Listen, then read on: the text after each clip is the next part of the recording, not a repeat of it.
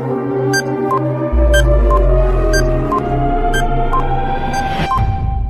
morning everyone. I hope you are doing well. This is Ankit for Paisha classes. Today we can talk about Agra University B.Ed second year and your subject is environmental education. जी हाँ guys, जैसे कि आप सभी को मालूम है कि आज आपका एग्ज़ाम जो है वो एनवायरमेंटल एजुकेशन का, ये कह सकते हैं पर्यावरण शिक्षा का है, जो कि ऑप्शनल सब्जेक्ट है। ठीक है, बाकी काफ़ी लोगों ने चेंज किया होगा, बट यहाँ पे मैं बात करने वाला हूँ एनवायरमेंट एजुकेशन यानी कि पर्यावरण शिक्षा। तो मेरे ख्याल से ज़्यादातर लोगों का यही सब्जेक्ट रहता है। ठीक है, तो प्रीवियस ईयर क्वेश्चन को देखेंगे और एग्ज़ाम में जाने से पहले सभी से कहूँगा कि वीडियो को और साथ ही साथ पीडीएफ के सारे क्वेश्चंस को देख लीजिएगा, क्योंकि एग्ज़ाम में काफ़ी इंपॉर्टेंट रोल निभाता है। लास्ट डे की बात करते हैं तो जिनकी बढ़िया किस्मत थी और वीडियो को और पीडीएफ को जो अगर देख के गए थे तो पूरा पेपर वहीं से फंस गया। ठीक है, चलिए आगे बढ़ते हैं, चीज़ों को स्टार्ट करते हैं। और वीडियो को स्टार्ट करने से पहले आप सभी से कहते हैं कि वीडियो अच्छी लगे तो वीडियो को लाइक कर दीजिएगा। चैनल पर फर्स्ट टाइम विजिट कर रहे हैं, चैनल को सब्सक्राइब करके बेल आइकन को प्रेस कर लीजिएगा।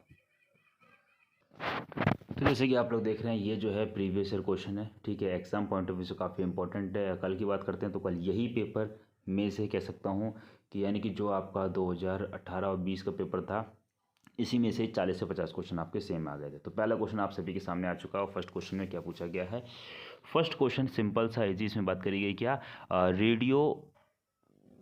रेडियो सक्रिय तत्व है। तो रेडियो सक्रिय तत्व जो है वो आपका कौन सा हो जाता है? तो ध्यान रखिएगा, यूरेनियम आपका हो जाता है, यानी कि ऑप्शन सी राइट हो जाएगा। ओके, थोड़ा सा फास्ट चलते हैं ताकि सारे क्वेश्चन को जल्दी से हम देख लें इसमें। ठीक है, संपोषण विकास शब्द का सर्वप्रथम प्रयोग किया गया। तो सर्वप्रथम प्रयोग जो किया गया था संपोषित विकास शब्द का, तो ये आपका 1990 में किया गया था, यानी कि ऑप्शन सी करेक्ट हो जाएगा।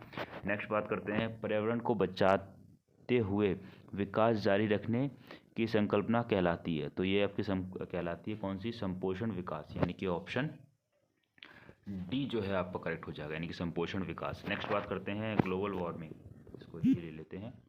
नेक्स्ट आता है ग्लोबल वार्मिंग। तो ग्लोबल वार्मिंग जो है एक क्या है? तो एक प्रकाश रासायनिक प्रभाव है, एक प्रकाश रासायनिक अभिक्रिया है, या एक रासायनिक अभिक्रिया, या इनमें से कोई नहीं। ध्यान रखिएगा।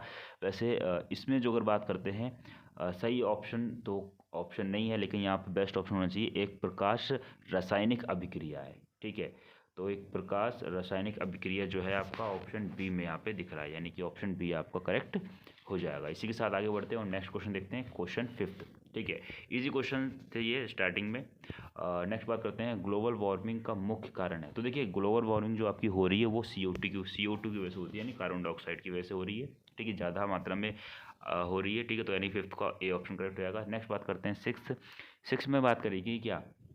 प्रशीतक एवं वातानुकूलन उपकरणों में किसका प्रयोग किया जाता है? तो किसका प्रयोग किया जाता है? किसका? प्रशीतक एवं वातानुकूल, यानी कि जो फ्रिज वगैरह होती है, इसमें किस चीज़ की? फ्रिज हो गई, AC हो गई, इसमें किस चीज़ का यूज़ किया? तो CFC का यूज़ किया जाता है, यानी कि ऑप्शन सी आपका यहाँ पे करेक्ट रहेगा, यानी कि CFC। ठीक है, नेक्स्ट बात करते हैं 7th, जनसंख्या की तीव्र एवं अनियंत्रित वृद्धि को कहते हैं या वृद्धि को करते हैं। थोड़ा सा जूम कर देते हैं। चलिए, जनसंख्या की तीव्र एवं अनियंत्रित वृद्धि को करते हैं, तो क्या करते हैं ये पूछा गया, यानी कि जो जनसंख्या है उसको तीव्र और अनियंत्रित वृद्धि को कहते हैं। तो क्या चीज़ कहते हैं? तो जनसंख्या विस्फोट कहते हैं, यानी कि ऑप्शन सी आपका राइट हो जाएगा। नेक्स्ट बात करते हैं, पॉपुलेशन बम नामक पुस्तक के लेखक कौन है? तो ध्यान रखिएगा, पॉपुलेशन बम नामक पुस्तक के लेखक आपके हो जाते हैं पॉल आर एहलिर्च, यानी कि ऑप्शन बी। कौन है? Paul R एहलिर्च। नेक्स्ट बात करते हैं 9th, एनवायरमेंट शब्द प्राय, यानी एनवायरमेंट शब्द की उत्पत्ति कहाँ से हुई है? तो एनवॉर रन से भी हुई है और एनवोलप से भी हुई है, यानी कि दोनों ही ऑप्शन आपके सही हो जाएंगे, ए और बी, यानी कि बेस्ट ऑप्शन आपका हो जाएगा उपयुक्त सभी, यानी कि सी ऑप्शन आपका यहाँ पे करेक्ट ऑप्शन हो जाएगा। ठीक है, यानी कि उपयुक्त सभी ए और बी दोनों। नेक्स्ट बात करते हैं, पृथ्वी का कितना प्रतिशत भाग जलमंडली है, यानी कि पानी जो है हमारे पृथ्वी में कितना है? तो ध्यान रखिएगा 71% जो है हमारा पानी है पृथ्वी पर, यानी कि डी ऑप्शन राइट हो जाएगा। नेक्स्ट बात करते हैं, पृथ्वी की सतह का वह भाग जहां मुख्य निवास करता है, यानी कि जहां पर हम लोग निवास करते हैं, उसको क्या बोलते हैं?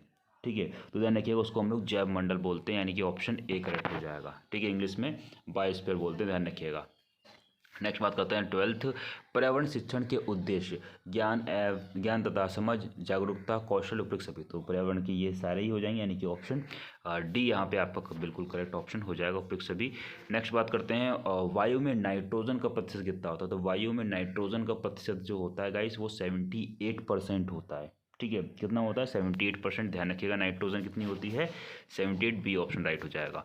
और नेक्स्ट 14th, घर में तुलसी का पौधा कम करता है। तो देखिएगा तुलसी का पौधा जो होता है ये 24/7 जो है वो ऑक्सीजन ही छोड़ता है, यानी कार्बन डाइऑक्साइड लेता है, ऑक्सीजन छोड़ता है। ठीक है, इसी वजह से इसको घर में लगाया ना जाता है। बाकी जो पहले से नियम चले आए तुलसी की पूजा करनी चाहिए, वो इसी वजह से ऐसे ही आपका पीपल का पेड़ जो होता है वो भी 24/7 ऑक्सीजन ही छोड़ता है और कार्बन डाइऑक्साइड को ही लेता है। ठीक है, तो यहाँ पे देने के घर में तुलसी का पौधा कम करता है ध्वनि प्रदूषण, वायु प्रदूषण, जल प्रदूषण या रेडियोधार्मिक प्रदूषण। तो बेस्ट ऑप्शन क्या हो जाएगा आपका इसमें वायु प्रदूषण, यानी कि जो वायु प्रदूषण होता है उससे आप बच जाते हैं, यानी कि ऑप्शन बी यहाँ पे आपका बिल्कुल करेक्ट ऑप्शन हो जाएगा। ध्यान रखिएगा आगे जल प्रदूषण से होता है। तो देखिएगा हैजा और टाइफाइड, पोलियो ये सभी के सभी आपके जल प्रदूषण से ही होते हैं, यानी कि डी ऑप्शन करेक्ट हो जाएगा।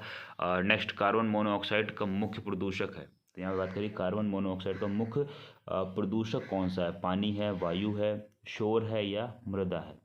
ठीक है, तो कार्बन मोनोऑक्साइड की तो देखिए ये ऑक्साइड तो ये क्या एक तरह की गैस है, गैस कहाँ मिलेगी आपको वायु में मिलेगी, तो यानी कि ऑप्शन बी करेक्ट हो जाएगा। ठीक है, थोड़ा सा आप अपना तार्किक ज्ञान लगाएंगे ठीक है तो भी आप क्वेश्चंस को सही कर सकते हैं। बस क्वेश्चन को अच्छे से पढ़ के खुद से आंसर करिए। ठीक है, दूसरों का टीपने के बजाय पहले खुद से सारी चीज़ों को कर लीजिए, फिर बाद में क्रॉस चेक कर लीजिए, आपसे हो जाए। 17 ध्वनि प्रदूषण से होता है बहरापन, हृदय रोग, बेचैनी, उपयुक्त सभी। तो भाई देखो ध्वनि प्रदूषण से ये सभी की सभी चीज़ें करेक्ट हो जाएंगी, यानी कि डी ऑप्शन। इजी क्वेश्चन था। मुख्य प्रदूषण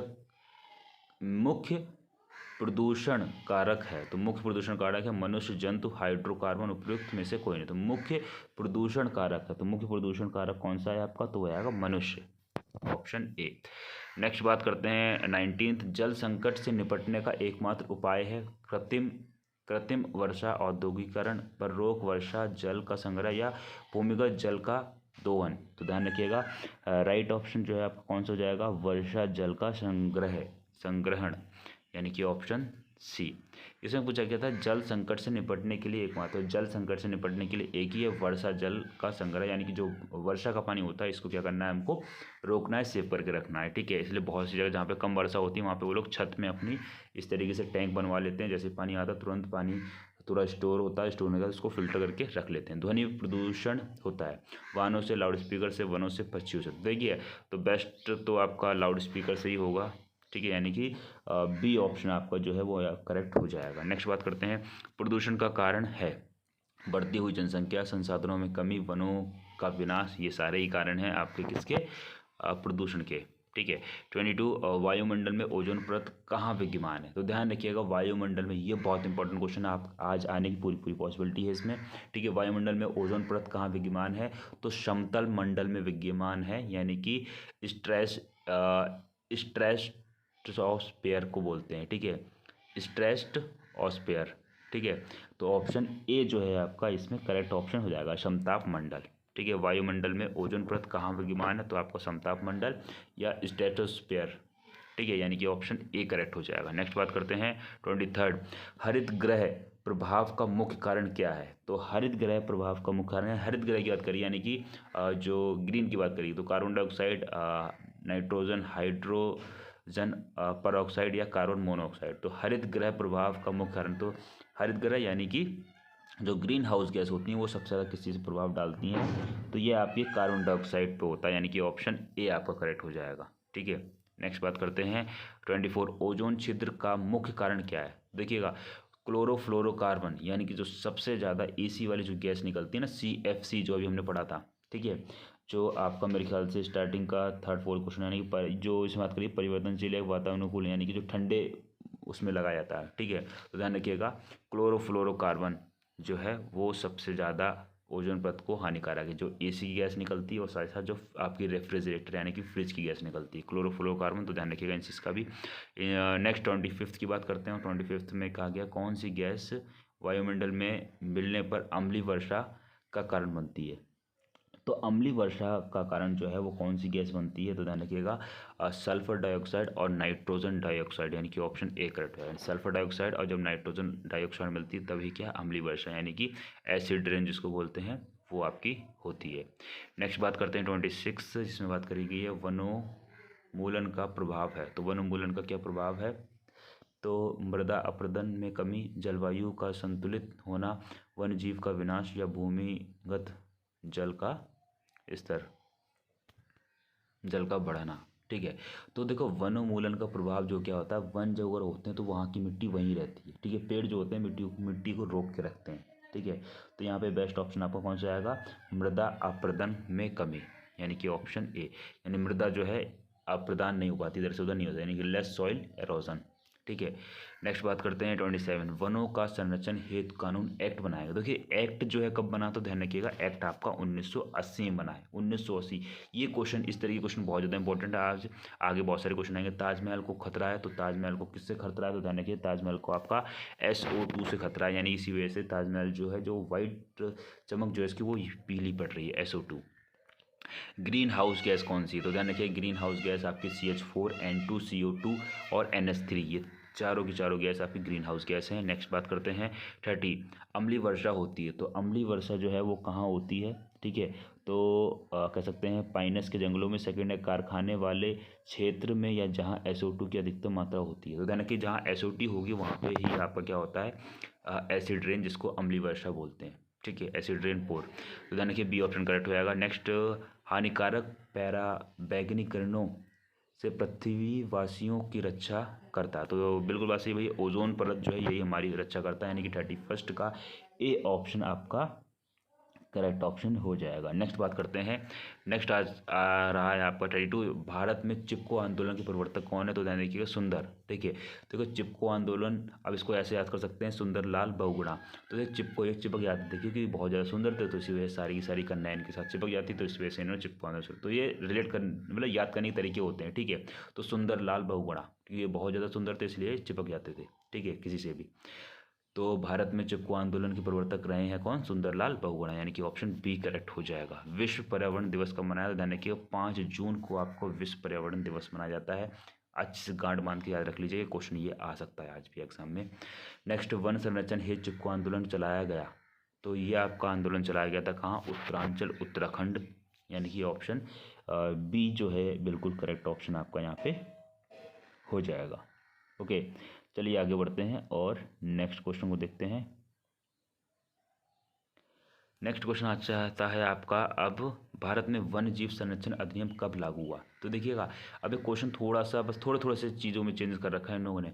भारत में वन्य जीव संरक्षण अधिनियम कब लागू हुआ, तो अधिनियम की बात करिए तो अधिनियम जो है आपका कब लागू हुआ, तो ध्यान रखिए अधिनियम आपका 1972 में लागू हुआ था। कब, 1972।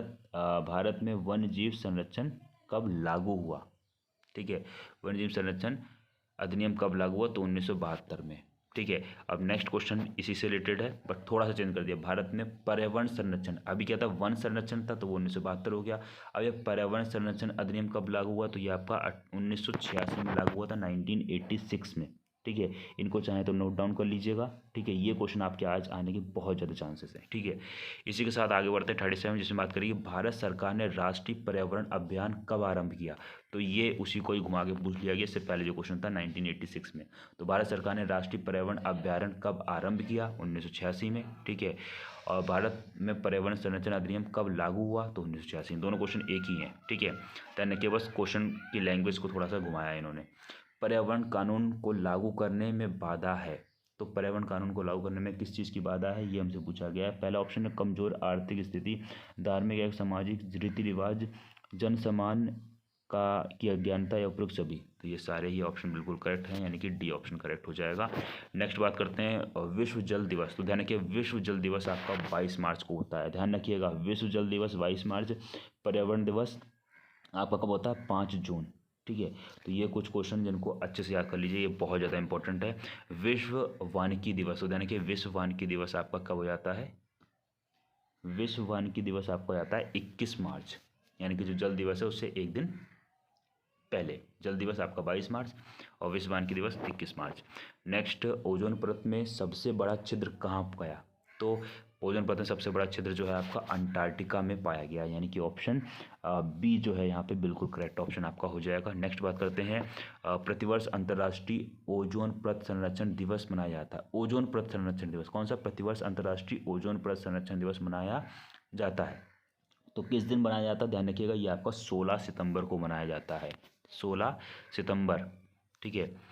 नेक्स्ट बात करते हैं, अब इसको ऐसे आ सकते हैं 16 सोमवार, वैसे 16 7 से सोमवार और 7 से सितंबर। ठीक है, तो 16 सितंबर। ठीक है।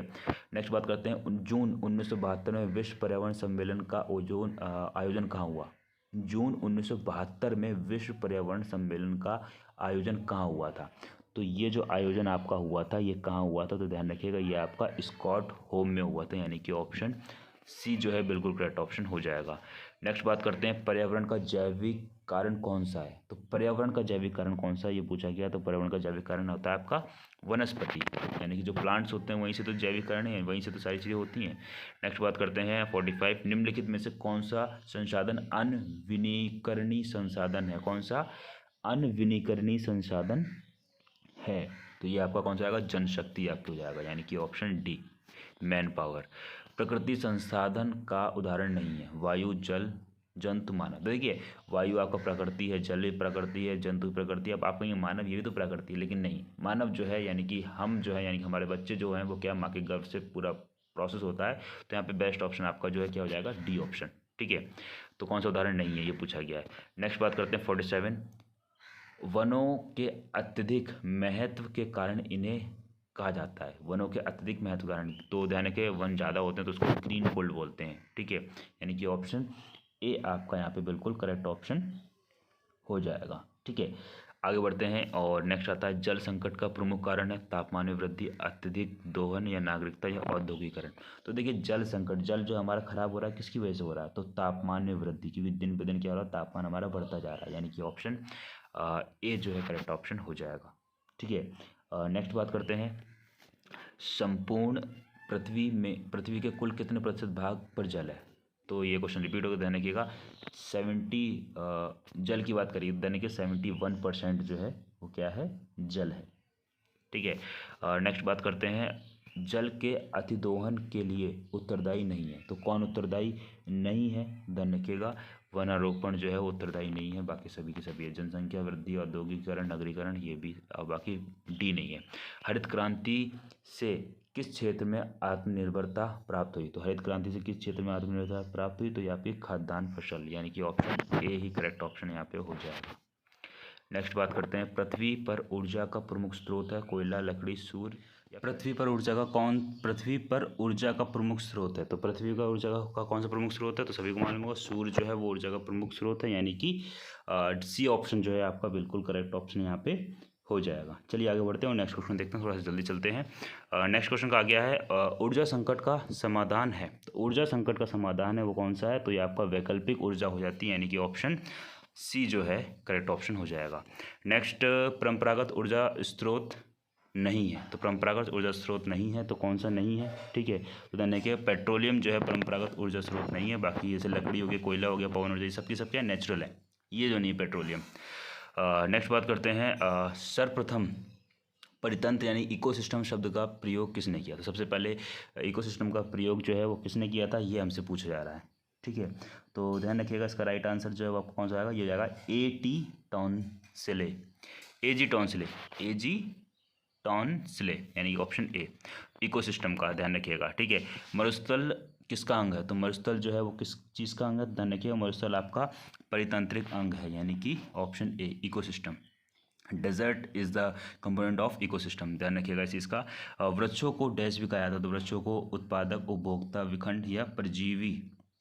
तो राइट ऑप्शन जो है आपका कौन सा जाएगा? ध्यान रखिएगा, उत्पादक भी कहा जाता है, यानी कि ऑप्शन ए प्रोड्यूसर भी कहा जाता है। ठीक है। 58, जल, प्रकाश, तापक्रम, परिस्थिति की तंत्र के कौन से घटक हैं? तो कौन सा घटक? अजैविकी, जैविकी, गौण या उपयुक्त में से कोई नहीं। ठीक है। तो ध्यान रखिएगा इसमें आपका जैविकी ऑप्शन राइट ऑप्शन है, यानी कि बी ऑप्शन करेक्ट हो जाएगा, यानी कि बायोटिक। नेक्स्ट बात करते हैं जैव विविधता का प्रकार नहीं है, तो इसमें पूछा गया कौन सा प्रकार नहीं है। ठीक है, तो ऑप्शन ए आनुवांशिक विविधता ये प्रकार नहीं है, बाकी सारे के सारे आपके जैव विविधता के प्रकार हैं। प्रजाति विविधता, पारिस्थितिकी विविधता, प्रादेशिक विविधता, ये सभी के सभी क्या हैं, जैव विविधता के प्रकार हैं। ठीक है, यानी कि बायोडिवर्सिटी के प्रकार species diversity, ecological diversity, regional diversity, ये तीनों ही तीनों है, बाकी जेनेटिक डाइवर्सिटी नहीं है। ठीक है, 60 की बात करते हैं वन प्रतियोगी या वन प्राणियों की नीति कथाओं से संबंधित पुस्तक है। किसे? वन प्राणियों की नीति कथाओं से संबंधित। तो वन प्राणियों की बात करेंगे तो वन प्राणी जो है आपके किस में आते हैं, ये आपके पंचतंत्र में आते हैं, यानी कि ऑप्शन ए करेक्ट हो जाएगा। सभी ने पढ़ी होगी पंचतंत्र की कहानी। 61 इसमें कहा गया है किस उद्योग में विलायकों द्वारा सर्वाधिक वायु प्रदूषण होता है। तो किस में सबसे ज़्यादा वायु प्रदूषण होता है। ठीक है, तो ध्यान रखिएगा पहला ऑप्शन है पेंट व पॉलिश, चीनी, इस्पात, सीमेंट। तो सबसे ज़्यादा जो प्रदूषण होता है पेंट व पॉलिश में होता है। ठीक है, तो ध्यान रखिएगा ए ऑप्शन आपका बिल्कुल करेक्ट ऑप्शन यहाँ पे हो जाएगा। नेक्स्ट मोटर वाहनों से निकलने वाला कौन सा प्रदूषक मानव स्वास्थ्य पर घातक प्रभाव डालता है। पारा, सीसा, अमोनिया या क्लोराइड। तो ध्यान रखिएगा जो सीसा जो है, ठीक है, वो सबसे ज़्यादा नुकसानदायक रहता है, यानी कि बी ऑप्शन करेक्ट हो जाएगा। नेक्स्ट आते हैं वायु प्रदूषण का दुष्प्रभाव है। तो वायु प्रदूषण का चक्रवात, अम्लीय वर्षा, मूसलधारा वर्षा या आंधी। तो वायु प्रदूषण की बात करें तो वायु से ही आप समझ में आ गया होगा आपको वायु प्रदूषण दुष्प्रभाव है, तो आपका अम्लीय वर्षा जो है वो है, यानी कि ऑप्शन बी जो है करेक्ट हो जाएगा, यानी कि एसिड रेन। आंधी मत समझ लीजिएगा, आंधी अलग चीज़ होती है। ठीक है, एक अविघटनीय प्रदूषक है। तो एक अविघटनीय प्रदूषक है, ठीक है, तो ये आपका प्लास्टिक हो जाएगा, यानी कि ऑप्शन ए।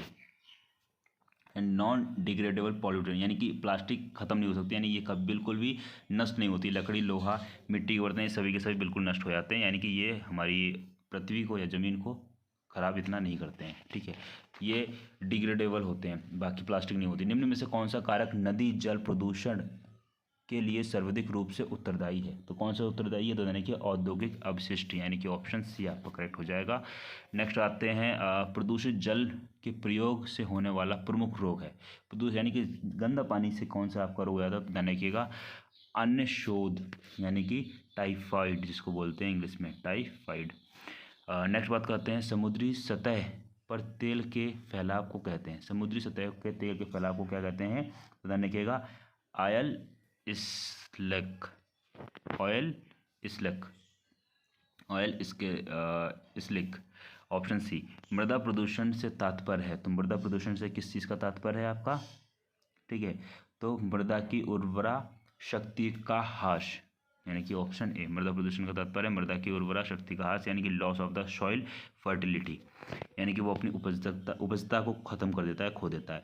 ध्वनि प्रदूषण के नियंत्रण के उपाय के रूप में वाहनों में प्रयोग करना चाहिए। तो किस चीज़ को ध्वनि प्रदूषण को कम कर सकें, तो स्मोक फिल्म बोला जाता है, यानी कि आप इसमें जो है साइलेंसर, ठीक है, लुब्रिकेशन या हेलमेट, या तो हेलमेट तो किसी की मत है, बाकी तो बेस्ट ऑप्शन जो है वो आपका इसमें कौन सा हो जाएगा, ध्वनि प्रदूषण को नियंत्रित के उपाय में, ठीक है, तो ये आपका साइलेंसर, यानी कि ऑप्शन ए जो है वो करेक्ट ऑप्शन आएगा, साइलेंसर। ठीक है, 70 की बात करते हैं ध्वनि की तीव्रता को मापने की इकाई। ध्वनि की बात करिए आवाज़ को किस चीज़ में मापते हैं, तो ध्यान रखिए बहुत इंपॉर्टेंट क्वेश्चन है। तो आवाज़ को मापते हैं हम लोग किसमें, डेसिमल में, यानी कि डीबी, डेसीबल। तो इसी के साथ ये 70 क्वेश्चन आपके कंप्लीट होते हैं। ठीक है, और नेक्स्ट वीडियो में आपके नेक्स्ट क्वेश्चन करूँगा। बाकी पीडीएफ आपको सारी की सारी पीडीएफ मैं अभी आपको टेलीग्राम पे, व्हाट्सएप पे, जितने भी आपके सोशल मीडिया साइट्स हैं सभी पे अवेलेबल करवाता हूँ। ठीक, और अभी तक जो अगर आप लोगों ने व्हाट्सएप ग्रुप, इंस्टाग्राम और टेलीग्राम पे फॉलो नहीं की, जल्दी से फॉलो कर लीजिए, लिंक आपका डिस्क्रिप्शन में अवेलेबल है। चलिए मिलते हैं इस नेक्स्ट वीडियो में, तब तक के लिए thanks for watching, have a nice day, जय हिंद, जय Bharat, love you to my dear friends, thank you so much all of you, take care and bye bye.